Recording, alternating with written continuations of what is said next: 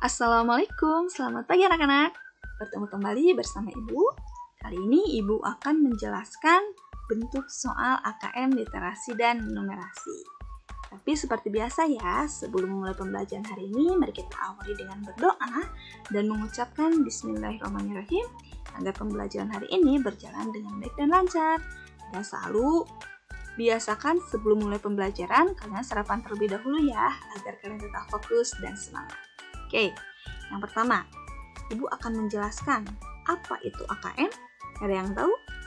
AKM merupakan singkatan dari Asesmen Kompetensi Minimum.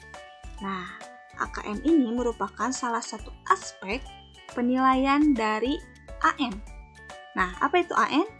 AN merupakan pengganti dari UN. AN ini merupakan singkatan dari Asesmen Nasional. Nah, salah satu yang dinilainya adalah AKM. Nah, bentuk AKM ini salah satunya ada AKM literasi dan juga AKM numerasi. Nah, ada yang tahu apa perbedaan AKM literasi dan numerasi? Ya, AKM literasi dibuat untuk menguji kemampuan kalian dalam memahami bacaan. Nah, kalau AKM numerasi itu bertujuan menguji kemampuan kalian dalam berlogika menggunakan matematika. Nah, seperti itu anak-anak. Nah, apa saja bentuk soal literasi dan numerasi itu? Nah, bentuk soal dari AKM literasi dan numerasi itu ada beberapa. Jadi tidak hanya pilihan ganda dan esai, tapi ada beberapa. Yang pertama ada pilihan ganda. Seperti di UN, pilihan ganda itu hanya ada satu jawaban yang benar. Tapi di soal AKM ini ada beberapa yang jawabannya lebih dari satu, yaitu dinamakan dengan pilihan ganda kompleks. Ya, lalu ada yang menjodohkan. Menjodohkan itu adalah seperti mencocokkan, menyesuaikan, dan menghubungkan dua pernyataan. Lalu ada isian singkat. Seperti biasa, isian singkat itu memberikan jawaban singkat berupa kata, frasa, angka, atau simbol, dan juga esai atau uraian. Nah, esai uraian ini yang sudah biasa kalian lakukan yaitu menuangkan gagasan dalam bentuk uraian tertulis. Oke. Lalu apa tips mengerjakan soal AKM? Tipsnya yaitu yang pertama, kalian baca dengan cermat stimulus soal. Ya, kalian harus baca dengan baik-baik teks bacaan yang diberikan. Dan yang kedua, yaitu pahami dengan baik kalimat soal. Nah, kalian harus tahu kata kunci apa dalam kalimat soal itu, sehingga nanti kalian jawabannya tepat. Lalu yang ketiga, sering berlatih mengerjakan soal AKM literasi dan numerasi. Oke, itu ya tipsnya. Selanjutnya, nah ini ada sebuah poster. Ini merupakan salah satu contoh soal AKM literasi. Di sini ada sebuah poster, Kita Indonesia Satu Dalam Keragaman. Dalam poster ini diberikan informasi bahwa Indonesia mempunyai 1.340 suku, 2.500 bahasa daerah, dan juga 6 agama.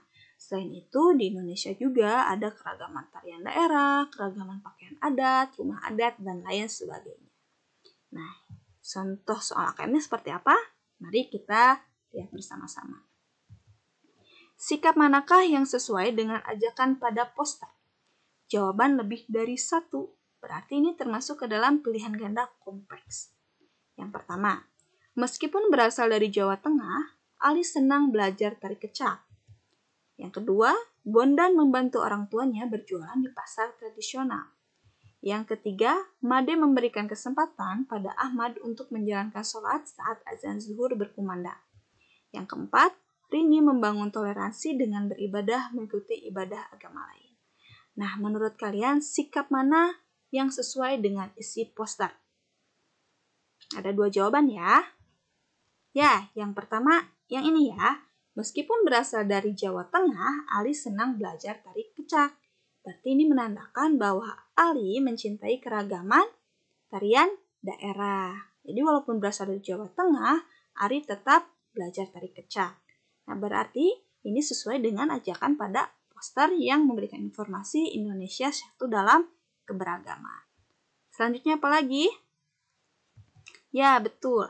Made memberikan kesempatan pada Ahmad untuk menjalankan sholat saat azan zuhur berkumandang. Nah, ini sesuai dengan ajakan pada poster. Kenapa? Karena ini merupakan keragaman dari agama, ya. Kenapa yang Bondan dan Rini tidak termasuk? Ini Bondan termasuk perilaku terpuji, perilaku yang baik, tapi tidak sesuai dengan isi poster. Yang Rini ini memang toleransi beragama, tapi sebaiknya tidak mengikuti ibadah agama lain. Paham? Oke, selanjutnya. Masih contoh soal AKM literasi. Di sini ada sebuah teks bacaan. Ibu baca ya. Judulnya Budidaya Tanaman Organik pada Masa Pandemi COVID-19. Yohanes Jehamu membudidayakan tanaman organik selama masa pandemi COVID-19. Kegiatan tersebut dilakukan untuk mencukupi persediaan pangan pada masa pandemi. Pada masa sulit karena pandemi COVID-19 seperti saat ini, kita harus kreatif dan memanfaatkan yang ada. Bertani polybag bisa menjadi pilihan warga karena tidak butuh lahan luas, ungkap Jehamu. Tanaman yang dibudidayakan meliputi sayuran dan tanaman obat-obatan. Tanam sayuran yang ditanami oleh Jehamu antara lain sawi, tomat, seledri, cabai, dan terong. Sementara itu, tanaman obat-obatan yang dibudidayakan meliputi jahe, kunyit, temulawak, lengkuas, dan serai.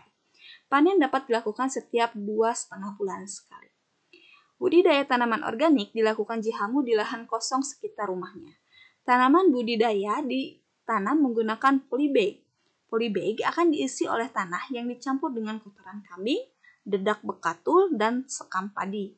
Untuk pemupukan, Jehamu menggunakan pupuk organik dari limbah organik rumah tangga.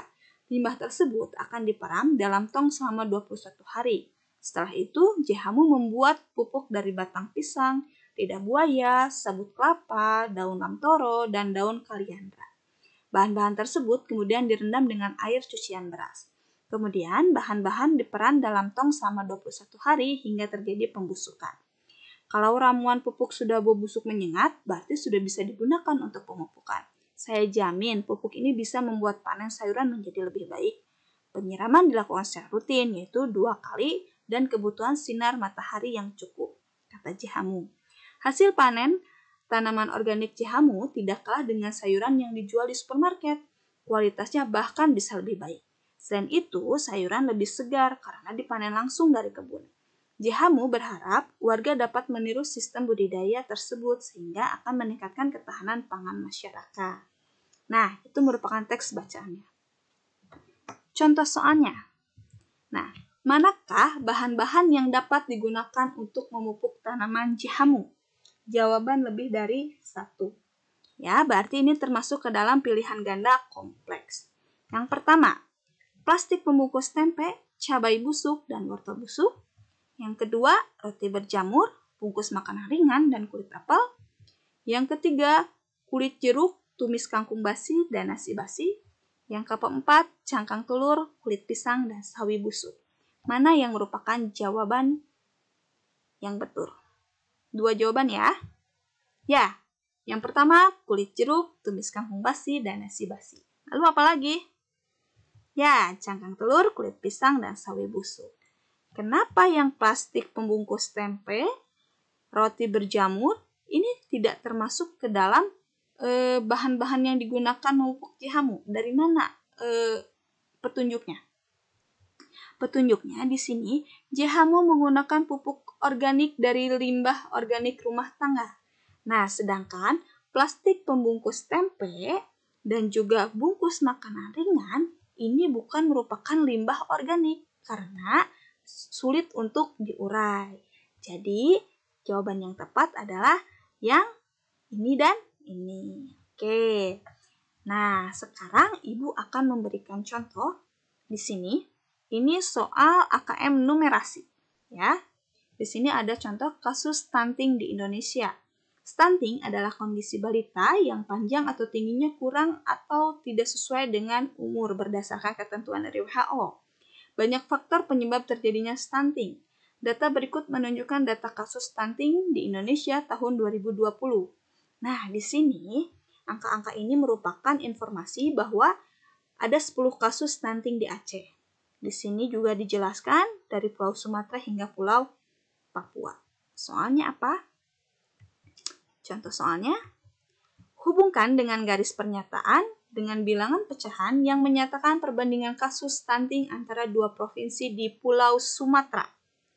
Nah, berarti ini merupakan contoh soal menjodohkan. Betul.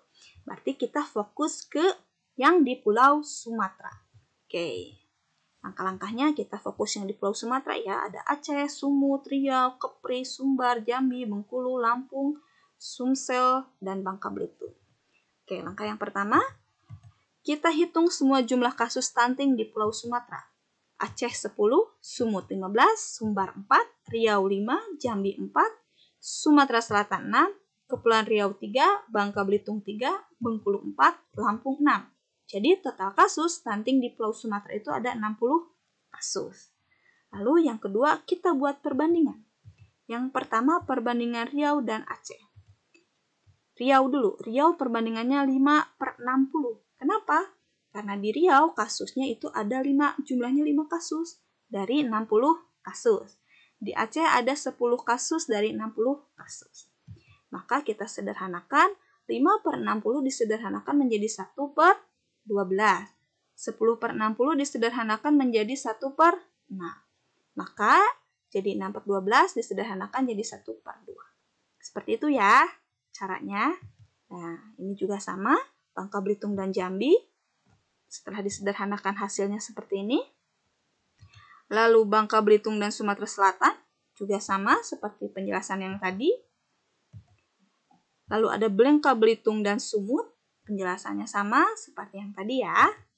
Nah, akhirnya kita menemukan perbandingan Riau dan Aceh itu adalah 1/2. Bangka Belitung dan Jambi 3/4. Bengkulu dan Sumatera Selatan 2/3. Bangka Belitung dan Sumut 1/5. Nah, ini merupakan perbandingan dari kota-kota tersebut. Jadi kita jawab ke soalnya. Jadi yang pertama, perbandingan kasus stunting di Riau dan Aceh. Riau dan Aceh ini 1/2. Yang mana 1/2? Betul, yang itu. Lalu perbandingan kasus stunting di Bangka Belitung dan Jambi. Di sini 3/4. Yang mana 3/4? Betul. Selanjutnya, Bangka Belitung dan Sumatera Selatan. Perbandingannya itu 2/3. Yang mana? Oke, betul. Dan yang terakhir, Bangka Belitung dan Sumatera Utara. Perbandingannya 1/5. Maka jawabannya yang mana? Betul. Nah, jadi kita sudah menemukan jawabannya. Dan inilah jawabannya. Nah, seperti itu ya contoh soal AKM, literasi, dan numerasi. Sekarang coba kerjakan latihan soal yang lainnya ya. Tetap semangat ya, dan jaga kesehatan. Kalian tetap di rumah ya, jangan keluar rumah. Oke, terima kasih sudah menyimak video pembelajaran hari ini. Semoga kalian tetap semangat dan sehat selalu. Assalamualaikum.